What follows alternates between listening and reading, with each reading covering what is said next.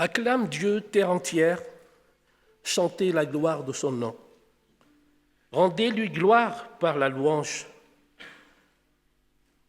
Dites à Dieu que tes œuvres sont redoutables.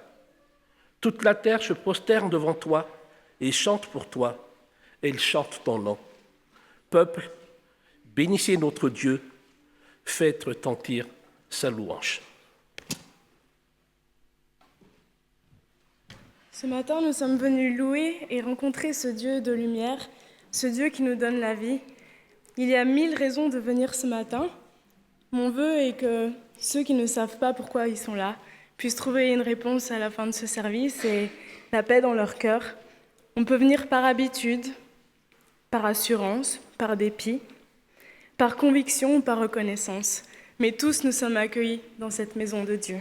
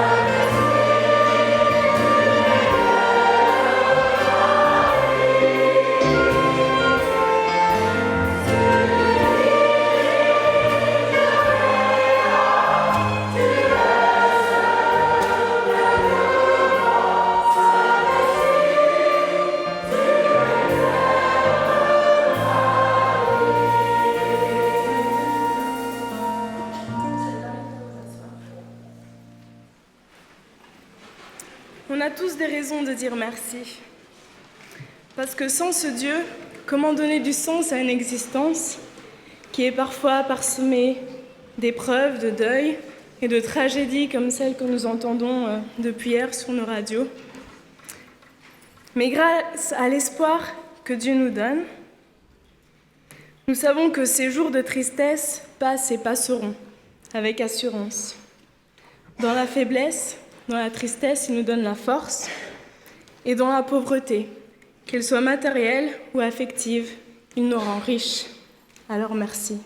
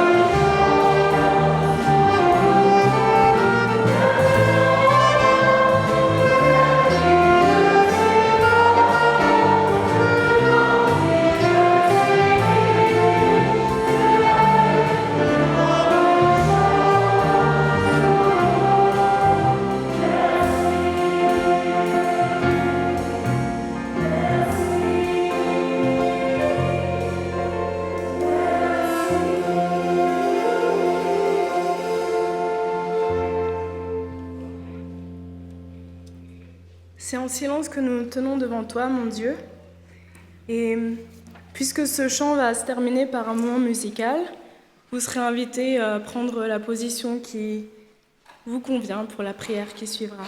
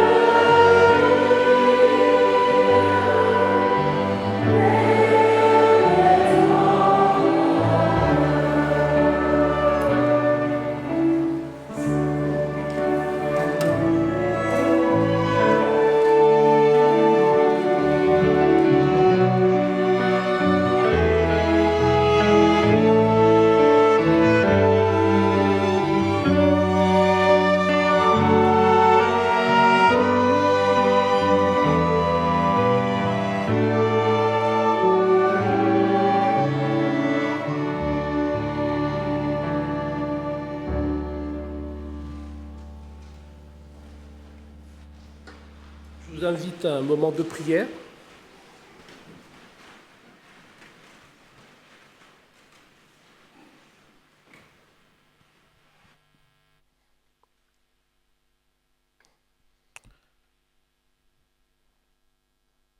Seigneur notre Dieu, nous voudrions te remercier pour ce sabbat, un jour particulier que tu nous accordes. Nous voudrions te remercier pour les bénédictions que tu nous accordes jour après jour. Merci pour ta présence aussi dans nos vies, malgré nos faiblesses, nos défaillances, nos insouciances. Je voudrais te demander de nous pardonner, Seigneur. Pardonne-nous de nos offenses, comme nous aussi nous pardonnons à ceux qui nous ont offensés. Je te prie particulièrement ce matin pour tous nos frères et sœurs qui sont malades, pour ceux qui sont découragés, et même pour ceux qui ont peut-être tant oublié. Seigneur, que tu puisses mettre dans leur cœur le baume nécessaire pour les soulager, les encourager, et que ta main puissante puisse les réconforter. Je te prie aussi pour tous ceux qui nous suivent à travers Internet, qu'ils puissent partager avec nous ce moment de louange et d'édification, que chacun puisse entendre ta voix. Je te prie aussi pour chaque personne qui est présente ici ce matin, pour chaque foyer qu'il représente, pour que nous aussi, nous pouvons ressentir ta présence. Prépare notre cœur, Seigneur, pour entendre ta voix. Et je te confie ton serviteur, Marcel, qui va nous partager le pain de vie ce matin. Que ce service te soit agréable, Seigneur, et que la paix nous habite. Nous te demandons cette grâce au nom et par les mérites de Jésus. Amen.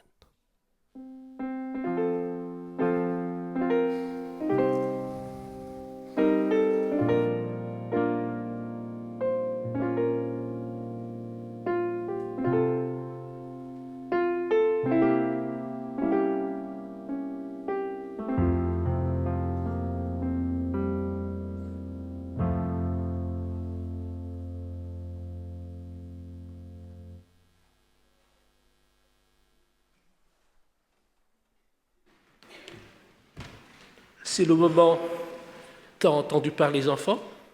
Donc j'invite tous les enfants à venir sur la chaire. C'est Sharon qui va nous partager l'histoire de ce matin.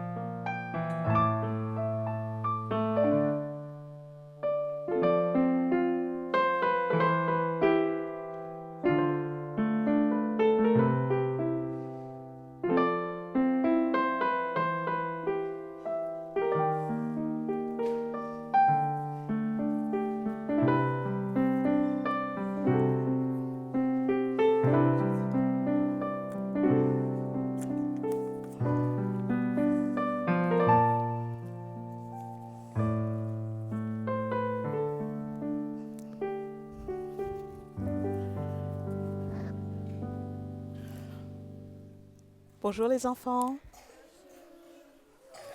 Ils ont l'air si sages. Bonjour aux grands. On m'entend pas? Maintenant c'est bon? Ok. Bonjour les grands. Alors ce matin, je vais vous parler, même si c'est les vacances, de l'école. Alors, qui va à l'école ici? Ok. Y a-t-il quelqu'un qui est en CE1? Ok. Ok, au moins 2. En CP? Ok, donc l'année prochaine, c'est CE1, n'est-ce pas? Alors, c'est une histoire qui a lieu en CM1. Alors, Madame Marchand organise sa salle de classe d'une façon un peu différente. Au lieu d'avoir toutes les tables d'un côté et les tables de l'autre, elle met les élèves autour de grandes tables comme ça, 3 ou 4 élèves par table. Comme ça, la table et les élèves autour. Les tablés fonctionnent très bien, enfin, sauf une. La table numéro 3. C'est surprenant quand même parce que les élèves de la table numéro 3 sont tous des élèves plutôt doués en une chose, en une autre. Mais le problème avec la table numéro 3, c'est qu'ils ne s'arrêtent pas de se moquer les uns des autres. Alors, il y a Dan qui dessine très, très bien, mais vraiment très bien. C'est le moment de faire des dessins. Il regarde la feuille de Laetitia et dit « C'est quoi ça ?» Elle dit « Un oiseau. » « Un quoi ?»« Tu appelles ça un oiseau ?» Moi, je dirais qu'une araignée a marché dans de l'encre et puis marché sur ta feuille. C'est un oiseau. Il rit. Alors Laetitia, elle devient toute rouge. Madame Marchand, l'heure suivante, est en train d'expliquer à Sarah, encore une fois, comment faire des additions et des soustractions avec des chiffres, 2 chiffres. Elle n'arrive toujours pas à comprendre. Et Kevin, qui est fort en calcul, il regarde, lève les yeux au ciel et dit « Mais vraiment, c'est facile, ça. Pourquoi elle ne comprend pas ?» Parce que lui, depuis des semaines, il sait déjà faire avec 4 chiffres. Par contre, quand c'est le moment de faire l'escalade, Kevin panique. Il a la boule au ventre, il est paralysé, il n'arrive même pas à monter 1 mètre, il doit redescendre. Sandra se venge, elle dit « Espèce de bébé, toi. Mon petit frère en CP, il sait faire mieux que toi. » Maintenant, c'est la lecture. Et Dan, qui sait très bien dessiner, il lit pas très bien.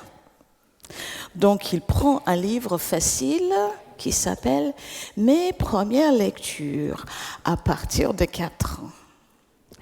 Et le titre, c'est « Un petit éléphant ». Donc, il y a 1, 2, 3, 4, etc. Et puis, des images comme ça. C'est vraiment un livre pour des tout petits.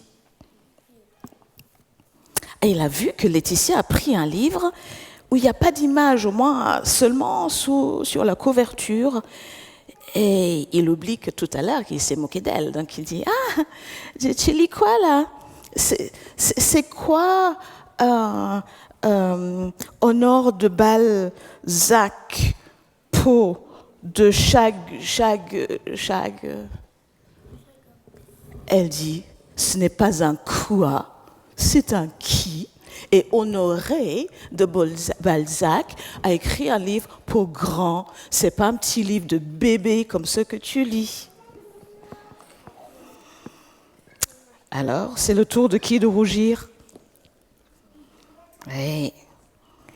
Alors, Madame Marchand, avec ses oreilles de maîtresse, a tout entendu. Elle dit encore la table est 3.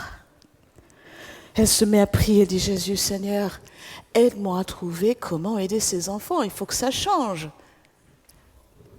Et tout d'un coup, ses yeux brillent, elle a une idée, elle se glisse à côté dans la salle de Madame Lebrun, elle revient dans 1 minute, puis elle sort son petit ordinateur et elle tapote. tic, tic, tic, tic, tic, tic, tic, tic, tic, tic, tic, tic, tic, tic, tic, tic, tic, tic, tchac, tchac. Et il y a des feuilles qui sortent de l'imprimante. Oh! Elle annonce aux élèves. Eh bien, dans 10 minutes, c'est la récré. Et ce sera une récré très particulière, un peu plus longue. Et Madame Lebrun va vous enseigner, vous apprendre à faire un nouveau jeu très rigolo. Donc dans 10 minutes, ok? Je vous donnerai le signal. Maintenant, elle va vers la table 3. Elle dit, les enfants, je vous ai entendu tout à l'heure, la façon dont vous vous parliez, les uns se moquant des autres, et j'ai pas trop aimé. En fait, j'étais déçue, voire même fâchée. Parce que vous savez que dans notre école, on est censé se respecter. Et à la règle du respect, j'ai pas trop entendu ça tout à l'heure. Alors, en principe, vous devriez être punis. Pas de récré. Oh non! Surtout la récré spéciale avec Madame Lebrun. Maîtresse, s'il te plaît. On dit, bon, je vous donne une chance. Je vous lance un challenge. Vous allez devoir chacun faire quelque chose pour moi dans les 10 minutes avant la récré. Je passerai vous voir et quand vous aurez terminé, je verrai à la fin des 10 minutes si vous pouvez participer. Mais il faut absolument réussir le challenge. Ok, Laetitia, je te donne ce poisson bien... Vous voyez, c'est compliqué à dessiner. Laetitia, c'est toi qui feras le dessin du poisson. Kevin, tu auras 2 minutes pour chercher et ramener l'objet qui est en haut du mur d'escalade.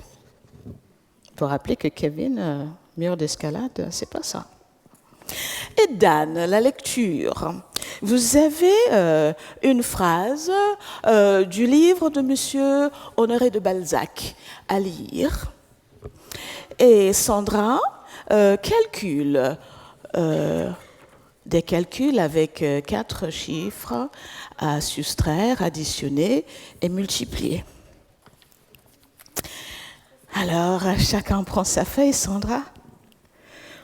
Ouh là là, 2041 moins 1892.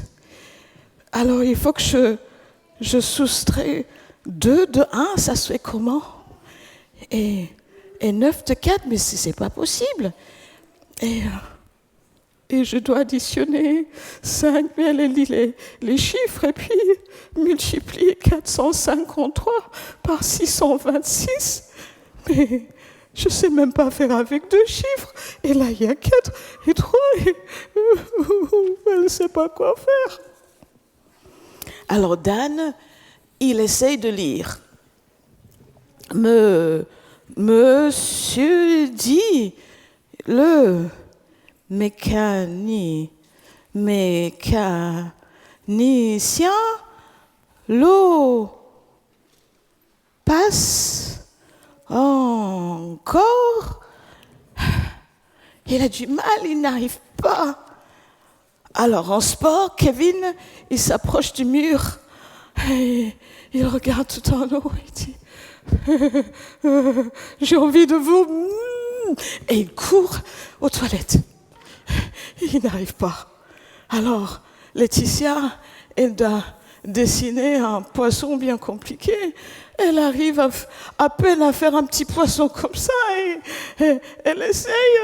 Mais c'est moche, elle n'arrive pas. Les 10 minutes passent. La maîtresse dit aux autres, eh bien, c'est le moment de la pause, de la récré spéciale. Vous pouvez sortir. Table 3, attendez là. 10 minutes ont passé. Est-ce qu'ils ont réussi leur challenge? Parce que chacun avait quelque chose qu'il ne pouvait pas faire. Alors, la maîtresse, elle dit, bon, montrez les feuilles. Eh ben, c'est pas très réussi tout ça. Et Kevin, l'objet du... Elle dit, OK, je vous donne une deuxième et dernière chance. Cette fois-ci, je vous donne le droit de faire un échange avec quelqu'un qui sait mieux faire que vous votre challenge. D'accord? Mais il faut demander poliment. Mais n'oubliez pas, soit tout le monde réussit et vous sortez, soit tout le monde reste. Pas de récré. Bah, qu'est-ce qui se passe d'après vous? Qu'est-ce qu'ils vont faire? Ben, il y a Laetitia qui a le dessin. Elle va chercher Dan et dire Dan, j'ai pas été gentille avec toi, mais est-ce que tu acceptes de faire le dessin à ma place? Mais Dan se rend compte que s'il ne le fait pas, il ne sort pas en récré. Ok, d'accord, je le fais. Et Kevin, il dit, est-ce que tu accepterais, Sandra, je demande pardon tout à l'heure, de grimper pour moi sur le mur? Ok. Et je n'ai pas été gentille sympa avec toi non plus. Et Dan, il dit, Laetitia, est-ce que tu me pardonnerais pour tout à l'heure? Et Laetitia dit, moi aussi, je n'ai pas été sympa. Je peux lire pour toi? Et puis, Kevin, il présente ses excuses aussi, et c'est lui qui fait le calcul, parce qu'il est fort en calcul. Comme ça, chacun a fait ce qu'il savait très bien faire. Est-ce qu'ils ont réussi le challenge? Cette fois-ci, la maîtresse, elle arrive, là, dit, fais voir. Oh oui, ça s'est bien passé. Est-ce que vous avez appris quelque chose, les enfants? Oui, déjà, il ne faut pas se moquer des autres. Oui, autre chose? Eh bien, en fait, chacun était fort en quelque chose et nul en quelque chose. Eh bien, c'est comme ça. Et on ne doit pas se moquer. Alors, ce n'est pas juste avant la récré. Est-ce que vous allez continuer comme ça? On va essayer. Qu'est-ce que vous en pensez? Oui, ils ont essayé. Et vous? Il y a des gens à l'école qui font la même chose? Vous, pas vous. Vous vous moquez pas des autres. Et chez les grands, ça se passe jamais, j'espère. Ok. On va prendre deux secondes pour prier. Merci Seigneur parce que tu nous as donné à chacun des choses qu'on sait très bien faire, mais aussi nous avons chacun des choses où nous sommes plus ou moins nuls. Aide-nous à apprécier les autres, à ne jamais se moquer, mais de travailler avec les autres là où on peut. Bénis ces enfants et les grands et aide-nous à être comme toi avec les autres. Amen. Allez.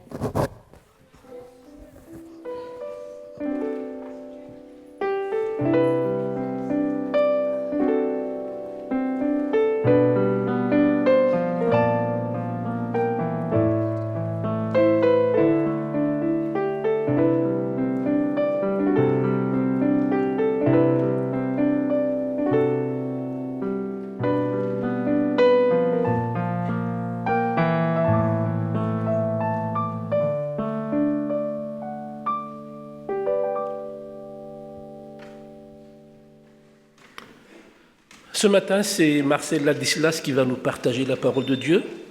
Avant de lui donner la parole, je vous invite à prendre votre Bible et nous allons lire dans le livre des psaumes, psaume au chapitre 133.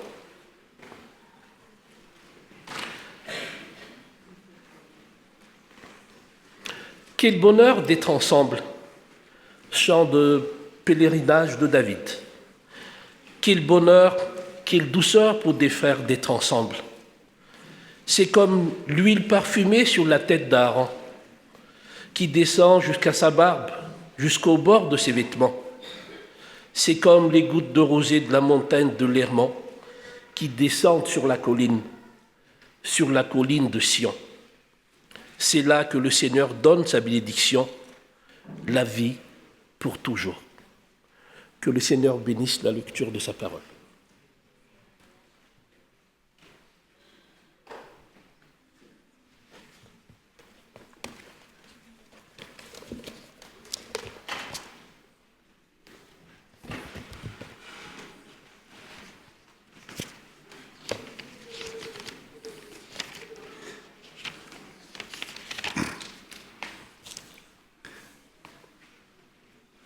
Je vais vous raconter une histoire à vous les grands aussi. Les petits ont eu le droit à leur histoire, les grands auront une histoire à raconter. Un beau jour, toutes les couleurs du monde entier se mirent à se disputer. Chacune se vantait parce que l'une pensait qu'elle était la plus belle, l'autre la plus importante, une autre la plus utile, puis l'autre, je suis la préférée d'eux. Elles se vantaient à haute voix, chacune était bien convaincue d'être la meilleure. Le bruit de leur querelle s'enfla de plus en plus. Soudain, il y a un éclair et une lumière aveuglante apparut dans le ciel, accompagnée de roulements de tonnerre. La pluie commença à tomber sans discontinuer. Toutes les couleurs se tapirent et se rapprochèrent pour chercher un abri les unes auprès des autres. La pluie puis la parole. Stupides créatures qui vous battez entre vous, chacune essayant de dominer l'autre, ne savez-vous pas que c'est Dieu qui vous a fait toutes? Joignez vos mains et venez à moi. Il va vous étendre à travers le ciel en un magnifique arc-en-ciel, pour vous montrer qu'il vous aime toutes et que vous pouvez vivre ensemble en paix. Comme une promesse qu'il est bon, qu'il est avec vous, et comme un signe d'espérance pour demain. Ainsi, chaque fois que Dieu envoie une pluie pour laver le monde, il place l'arc-en-ciel dans le ciel, et quand nous l'apercevons, nous devons nous rappeler qu'il veut que nous sachions nous aussi nous apprécier les uns les autres et le louer pour notre merveilleuse complémentarité.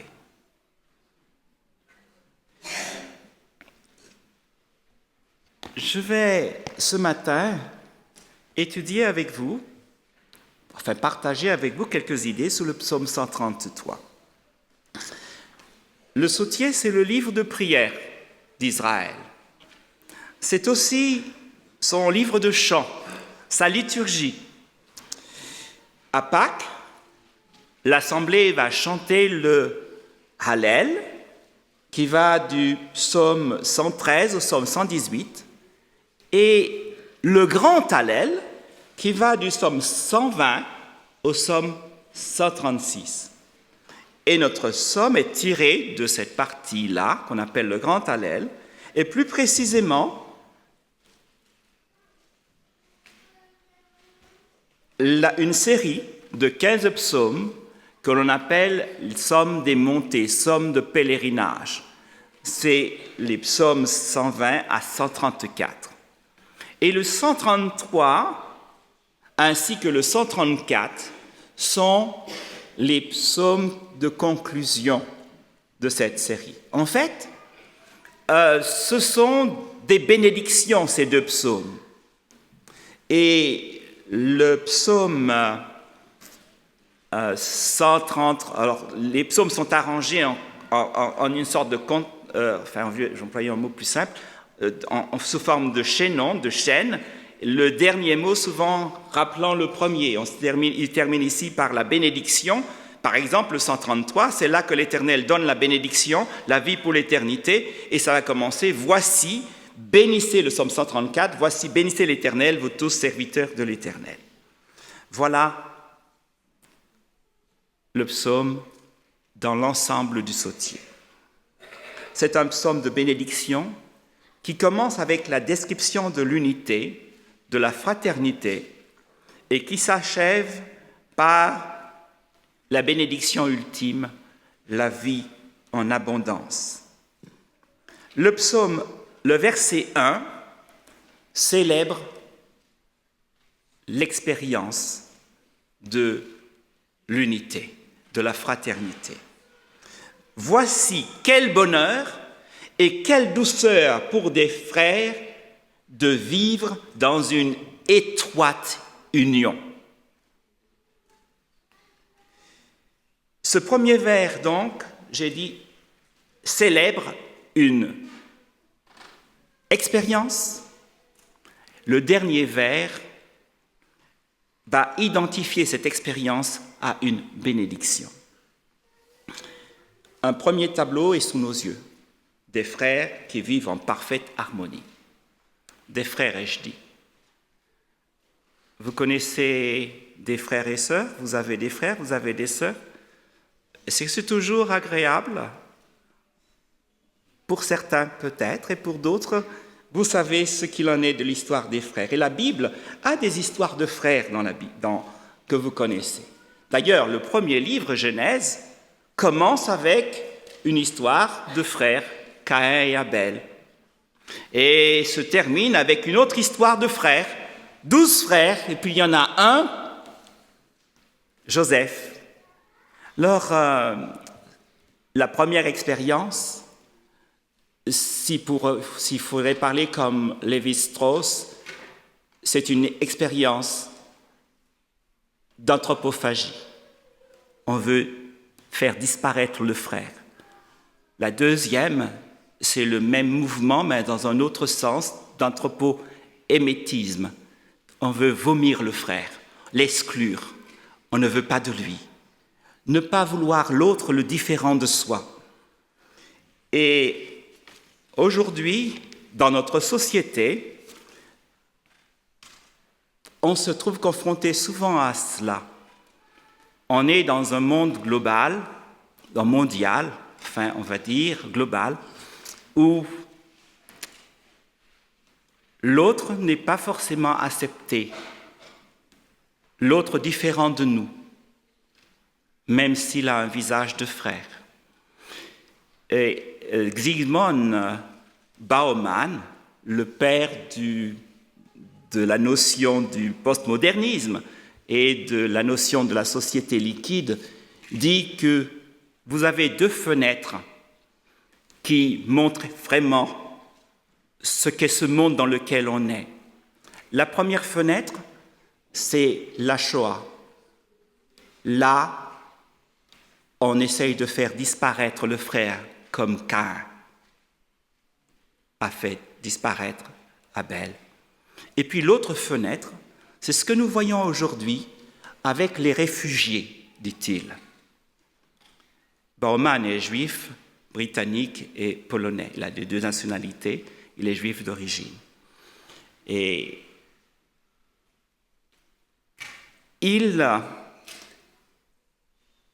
il parle de ces réfugiés que nous ne voulons pas, nous les mettons à la marge dans des camps de réfugiés. Regardez un peu la jungle de Calais. Des gens qui sont acculés et qui ne peuvent pas aller plus loin parce qu'on ne veut pas d'eux en Angleterre et on ne veut pas non plus d'eux ailleurs. Et dans le tiers-monde, il y a davantage de camps de réfugiés qu'en Europe.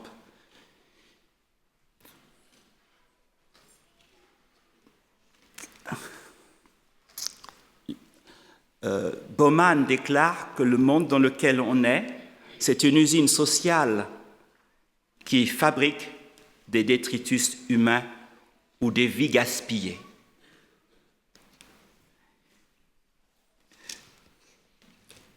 La famille, ça peut être une belle image. Quand on vit ensemble, qu'on s'aime, qu'on s'apprécie. Et ce que Dieu a voulu, c'est créer avec Jésus une société humaine différente. Saint Augustin déclare qu'il y a deux mondes, Babylone et Jérusalem. Babylone, c'est l'amour de soi au mépris de l'autre. Et Jérusalem, c'est l'amour de l'autre au prix de soi. Jésus dit, je vous donne un commandement nouveau. Aimez-vous les uns les autres comme je vous ai aimés. Le même principe qui a inspiré la vie de notre Sauveur, qui a donné sa vie pour nous, par amour pour nous, doit inspirer notre relation les uns avec les autres. Au verset 2, nous avons une deuxième image et une première métaphore, l'huile. Le texte dit, c'est l'huile qui parfume la tête et descend sur la barbe d'Aaron, qui descend sur le bord de sa tunique. Si vous suivez le mouvement de l'huile, versée sur la tête d'Aaron et qui descend sur sa poitrine, à l'endroit du pectoral, vous vous rendez compte que ce pectoral, c'est 12 pierres, et les 12 pierres, ce sont 12 frères, n'est-ce pas, au départ. 12 frères au départ. Et pourquoi commencer à parler d'Aaron? Aaron, c'était le symbole du prêtre, du grand prêtre. C'est le symbole de l'intercession, de la médiation. Pour vivre ensemble, nous avons besoin de la prière. Nous avons besoin de la médiation d'un grand prêtre. Nous avons besoin de l'intercession, de la référence à Dieu. Et c'est ce que représente Aaron dans notre verre. Nous sommes loin d'être parfaits. Souvent, nous critiquons l'Église et nous critiquons les autres qui sont à côté de nous. Et des fois, nous mettons en retrait par rapport à l'Église, par rapport aux gens qui sont avec nous. Nous ne voulions pas être dans cette communauté-là. Même si vous trouvez une communauté parfaite, le jour où vous y entrerez, elle ne sera plus parfaite. Le jour où j'y entrerai, elle ne sera plus parfaite. Vous savez, nous avons besoin d'un Messie. Nous avons besoin de la bienveillance et de la tendresse des autres. Et eux aussi ont besoin de notre bienveillance et de notre tendresse. Parce que ne nous voilons pas la face, des gens difficiles à vivre avec parfois, souvent. Voyez, nous avons besoin d'un Messie, nous avons besoin d'un roi, nous avons besoin de Jésus. Ouais, nous disons souvent Jésus, le Christ. Oui, mais chaque fois que nous disons le Christ, nous ne disons rien d'autre que Christos, loin, celui qui a reçu l'onction de l'huile. Il est le prêtre selon l'ordre de Melchisédek. Oui, vous voyez quand il rentre dans son ministère à Nazareth. Sa première dracha, son premier message à la synagogue. L'Esprit du Seigneur est sur moi. Il m'a conféré l'onction pour annoncer la bonne nouvelle aux pauvres. Oui, et si vous lisez par exemple la prière sacerdotale, Jean chapitre 17, je ne vais pas lire tout, mais ce serait intéressant de relire l'ensemble de la prière. Prenez le temps peut-être cet après-midi pour le faire. Mais je lis ceci. Jésus dit, Père Saint, je te demande de garder mes frères, de les garder ce que tu m'as donné, afin qu'ils soient un comme nous. Vous voyez, il parle d'unité, là. Et il va continuer, par exemple, au verset 20 et 21. Jésus a prié pour vous, il a prié pour moi. Oui, dans cette prière, il dit, ce n'est pas seulement pour eux seulement que je prie, mais encore pour ceux qui croiront. Futur. Et dans ce futur, nous y sommes tous englobés, en moi, par leurs paroles. Afin que tous soient un, comme toi, Père, tu es en moi, et moi en toi, qu'eux aussi soient un en nous, afin que le monde croie que tu nous as envoyés. Dieu veut une union étroite entre chacun d'entre nous, une amitié, une fraternité, un lien qui soit vrai, authentique, réel. Il veut que chacun soit engagé l'un envers l'autre, committed one to another.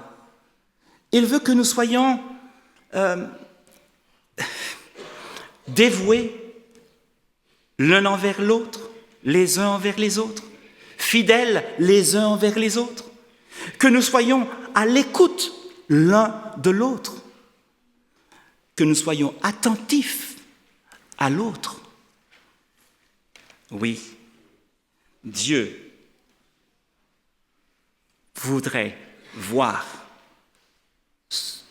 dans nos communautés cet amour, ce lien d'amour qui fait que nous soyons un.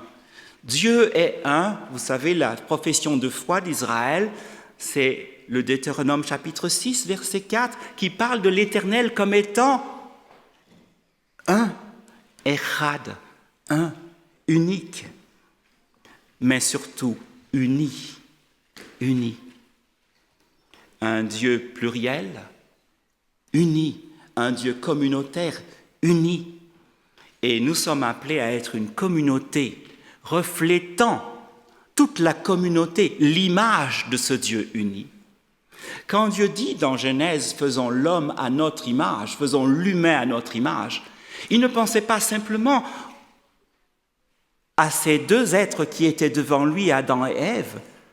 Il pensait que cette image de Dieu pourrait se reproduire dans toute cette communauté d'hommes qui peupleraient la planète et qui serait à son image, qui serait un comme lui, aimant, pardonnant, compassionnel.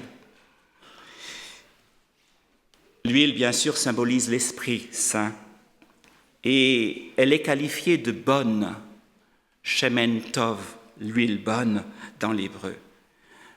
Si je vous dis comment moi je puis être bon, comment Jésus-Christ lui-même, qui est notre Messie, peut être bon, comment a-t-il pu être bon? Vous rappelez le jeune homme riche qui lui dit « Bon maître, que dois-je faire de bon pour avoir la vie éternelle ?» Et que lui répond Jésus? « Pourquoi m'appelles-tu bon? Un seul est bon, l'unique. Si tu veux entrer dans la vie, alors observe les commandements. Tu aimeras. Tu aimeras ton prochain comme toi-même. » Et je continue en disant ceci. Le Christ a pu vivre sa vie d'homme, lui, le Dieu incarné, parce qu'il était sous l'influence de l'Esprit. Et nous, à notre tour, nous ne pouvons vivre une vie sainte que parce que nous sommes nés d'eau et d'esprit. Qu'à notre tour, nous soyons des Christ, des chrétiens, c'est-à-dire des rois. Le Saint-Esprit, dans Romains chapitre 5, le verset 5, il est dit que le Saint-Esprit déverse dans nos cœurs l'amour. Oui, le fruit de l'Esprit, c'est l'amour, la paix, la joie, et vous connaissez la liste. Mais il ne suffit pas de la connaître, il faut la vivre. Voyez, si Jésus, notre Messie, donc je dis, a pu vivre cette vie, c'est parce qu'il était en communion étroite avec Dieu. Et nous avons besoin de cette union avec Dieu pour qu'à notre tour, nous soyons unis les uns avec les autres. Jésus-Christ, page 682. Dieu désire par votre intermédiaire la sainteté, manifester par votre intermédiaire la sainteté, la bienveillance et la compassion qui le caractérisent.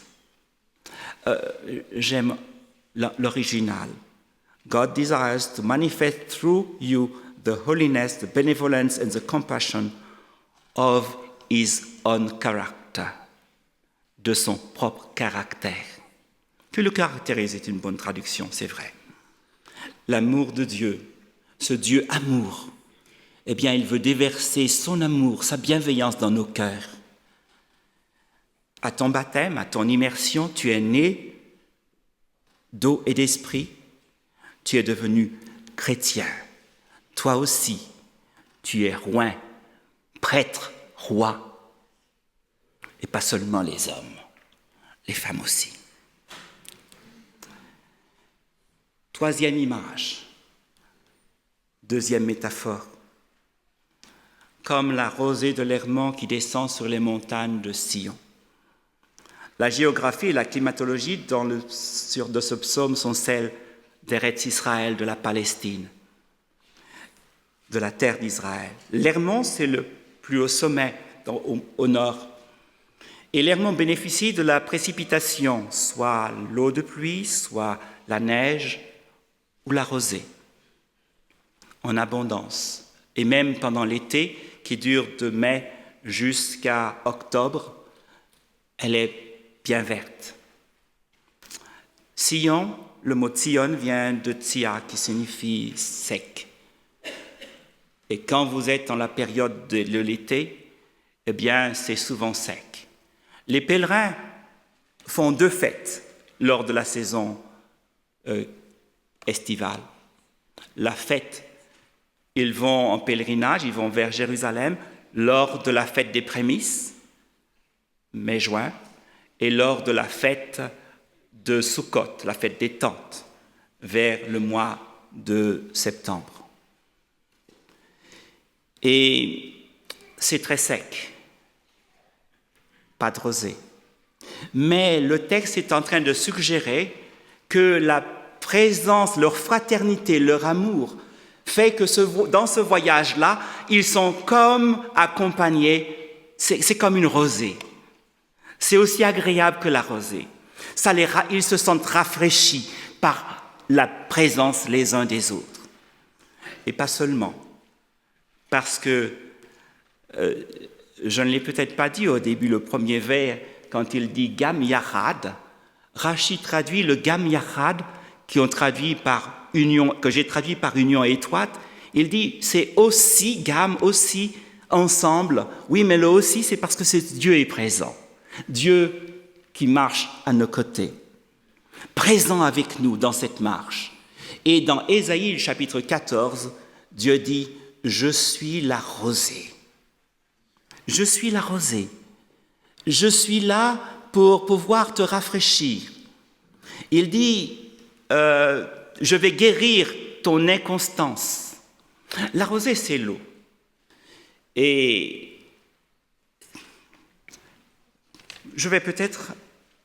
la rosée permet la croissance des arbres. Vous avez même un peu de rosée, c'est un peu d'eau et c'est suffisant des fois pour certains arbres. Le texte nous dit dans Osée 14, les versets 4 à 5, « Je guérirai leur inconstance, j'aurai pour eux un amour généreux, car ma colère ne s'est détournée d'eux. Je serai comme la rosée pour Israël. Il fleurira comme le lys et il s'enracine comme le Liban. » En fait, les cèdres du Liban qu'il faudrait lire. La rosée, donc, permet cette croissance. Et ça me rappelle le psaume que j'affectionne beaucoup, qui est le psaume 18, qui dit au verset 36, « Et ta mansiétude », c'est l'ancienne version second, « Et ta mansiétude m'a fait devenir grand. » La Tob traduit « Et par ta solitude, tu me fais grandir. » Oui, aimer, ce n'est pas une molle indulgence. mais une douce exigence, une exigence d'ami. Aimer, c'est te vouloir, t'aimer, c'est te vouloir plus grand, c'est te hausser au-dessus de toi-même, c'est te permettre d'être meilleur. Aimer revient à provoquer chez toi un dépassement. Et c'est pourquoi j'ai une responsabilité, moi, ton frère. Si ton frère a péché, Matthieu 18, le verset 15, va lui parler seul à seul et montre-lui sa faute. S'il t'écoute, tu as gagné ton frère. Fais-le en toute amitié, en toute simplicité, avec bienveillance, sans le juger. Nous avons besoin d'amour pour grandir. Nous avons besoin du regard bienveillant des autres, de leur amour, pour ne pas rétrécir, pour ne pas rapetisser. Voyez Paul avec Pierre.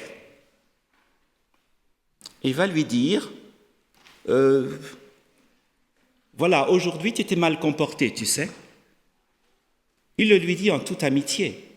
Il le lui dit fraternellement. Prenez par exemple ce Paul qui va. Parlons des droits de l'homme. Aujourd'hui, on ne se supporterait pas que les gens soient esclaves, n'est-ce pas? L'esclavage était un fait à l'époque de Paul. Oh, il n'aurait pas pu soulever une armée contre Rome pour pouvoir abolir l'esclavage. Mais voici un frère, Philémon, et peut-être Apphia, sa femme. Eh bien, Paul ne va pas se gêner de parler à son frère Philémon pour défendre les droits d'un homme, pour lui rappeler son exigence d'amour et d'amitié. Exigence d'amitié envers lui, Paul, exigence d'amour envers cet esclave, Onésime. En substance, il lui dit, si comme homme, tu n'es pas obligé d'affranchir Onésime, et même si moi, je ne veux pas t'obliger à le faire, quoique j'ai l'autorité pour le faire.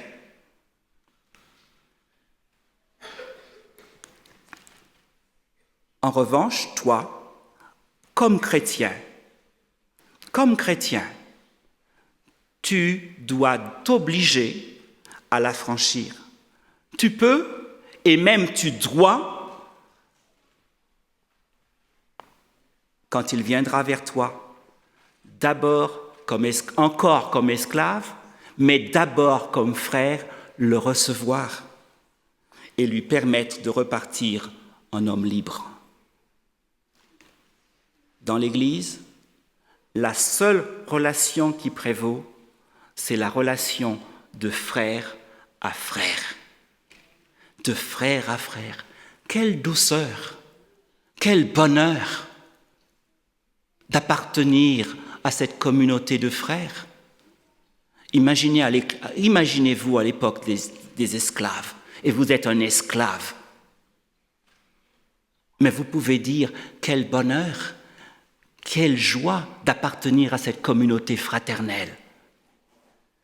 C'est ce que Dieu désire, que nous soyons fraternels. Dernier verset, c'est là que Dieu envoie la bénédiction, commande la bénédiction, dit le texte. Il y a un jeu d'ailleurs entre Sion et Tsiva. Sion est commandé. Vous voyez, Sion, c'est là où l'amour de Dieu est loi. L'amour de Dieu est ordre, exigence d'amour et autres. Et là, où vivez-vous cette expérience de bonheur dans l'unité et dans l'amour? Alors, à l'époque, c'était le temple, le centre de la géographie religieuse d'Israël. Aujourd'hui, vous direz, c'est l'Église.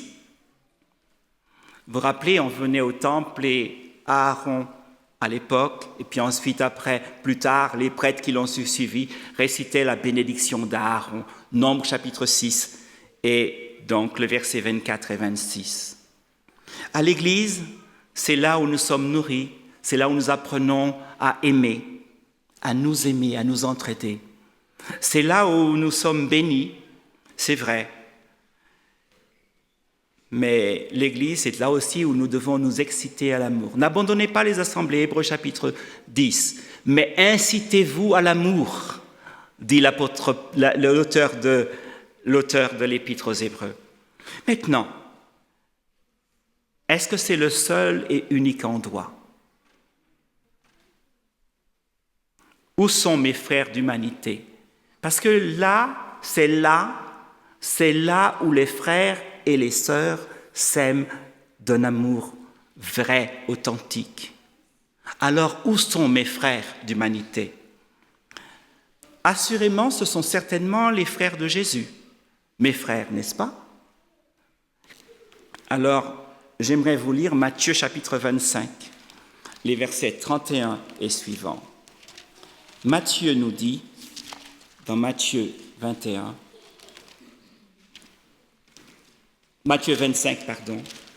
les versets 31 et 36. Vous les connaissez, ces versets, peut-être que je vais simplement les paraphraser simplement. Voyez, Jésus dit, j'étais malade, vous êtes occupé de moi, j'étais nu, vous m'avez couvert, etc. J'étais sidéen, vous m'avez ouvert les bras et vous m'avez soigné. Vous n'avez pas regardé mon état, vous ne m'avez pas considéré comme un léprosé. Non, vous m'avez comme lépreux, excusez-moi, et autres. Voilà, maintenant, quand est-ce que nous t'avons vu, déclarent ces gens?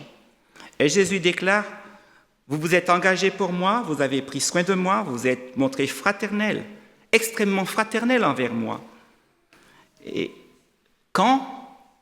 Eh bien, Jésus dit au verset 40, « En vérité, je vous le dis, dans la mesure où vous avez fait cela à l'un des plus petits de mes frères, c'est à moi que vous l'avez fait. » C'est là que Dieu commande sa bénédiction.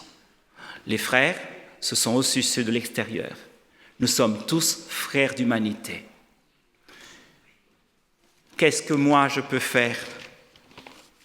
Je peux faire peut-être un peu pour aider les autres. Quelle que soit leur situation et autres. Et j'aimerais vous dire, ce peu, ce rien, vous savez, quand vous faites quelque chose pour quelqu'un, quand vous l'aidez, qu'est-ce qu'il dit? Merci. Et souvent vous ajoutez quoi? De rien. De rien. J'aimerais vous parler du poids du rien. La petite mésange demande un jour à la colombe, « Dis-moi combien pèse un flocon de neige ?» La colombe lui répond, « Rien, rien d'autre que rien. » Et la mésange raconta alors à la colombe son expérience. « Figure-toi que j'étais sur la branche d'un sapin lorsqu'il se mit à neiger.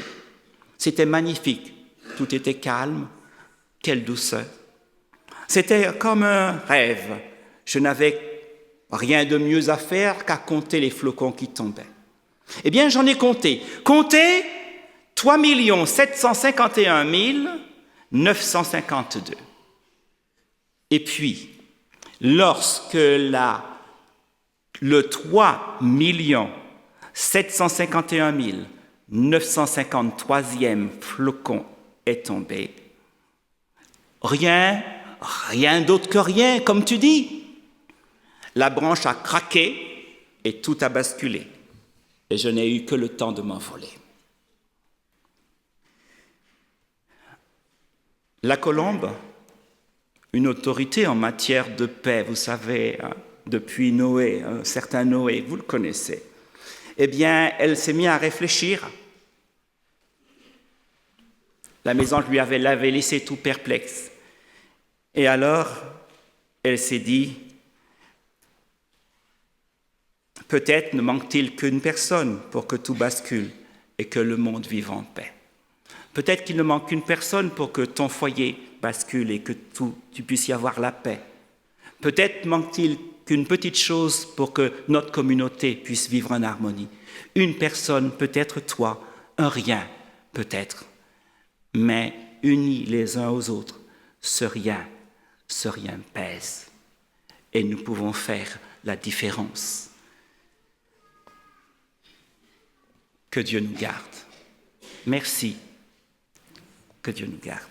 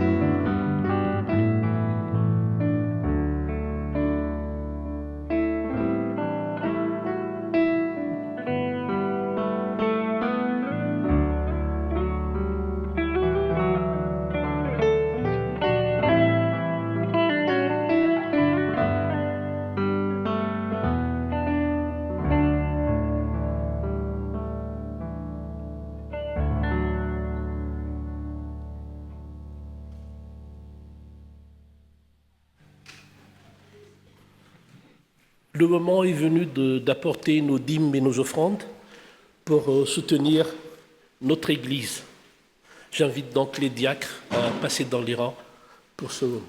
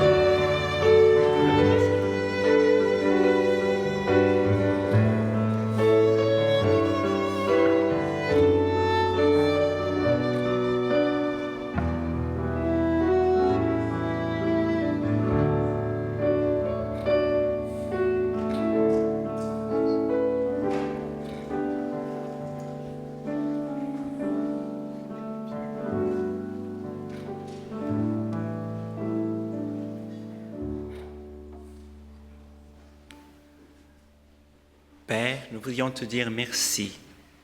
Merci pour tout ce que tu fais pour chacun d'entre nous. Mais surtout, merci pour qui tu es et pour ton engagement envers nous dans la relation. Nous voudrions nous aussi nous engager dans une relation qui soit une relation saine, authentique et vraie avec tous ceux qui nous entourent. Merci pour cette petite contribution que chacun d'entre nous a apportée. Ce petit rien, peut-être, rien d'autre que rien, mais qui à tes yeux n'est pas rien, parce que c'est un don d'amour et qu'il vaut son pesant d'or. Merci aussi, Seigneur, parce que dans cette société liquide, comme on dit, où finalement sont liquidés les liens et les relations, elles sont détruites, et où les hommes n'arrivent pas à faire le lien, en tout cas difficilement. Seigneur, tu nous permets, nous, de vivre sous l'influence de ton Esprit Saint. Et tu nous permets d'aller vers les autres, d'établir le lien. Et s'il y a quelque chose à liquider, ce serait surtout notre moi, Seigneur, afin que la relation soit possible et soit fluide entre nous et les autres, qu'il soit non grinçante, mais qu'il y ait l'huile de ton esprit entre nous et les autres. Si l'Église doit devenir liquide, alors autant qu'elle soit esprit, que ce soit une communauté d'esprit, que toi, Seigneur, tu sois au cœur de chacun et que nous puissions dire à l'instar de Paul, je vous aime avec les entrailles de Jésus. Merci pour tout au nom béni du Christ. Amen.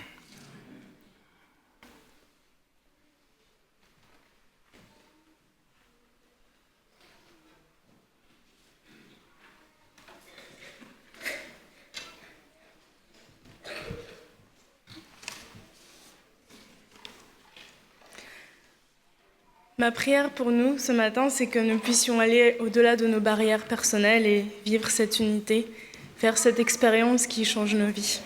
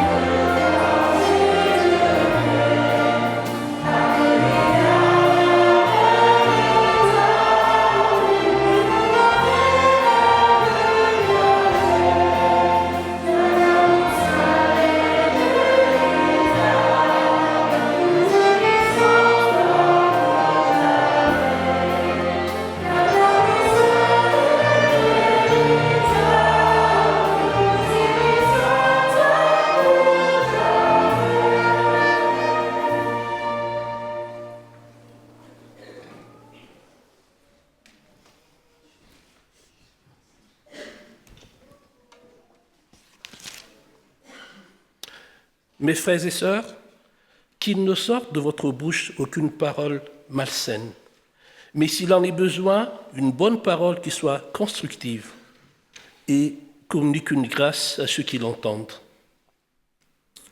Que toute amertume, animosité, colère, clameur, calomnie ainsi que toute malfaisance soit enlevée du milieu de vous. Soyez bons les uns envers les autres, pleine d'une tendre bienveillance. Faites-vous grâce comme Dieu vous a fait grâce dans le Christ. Vivez comme des enfants de lumière. Que l'amour et la grâce de Dieu nous accompagnent. Amen.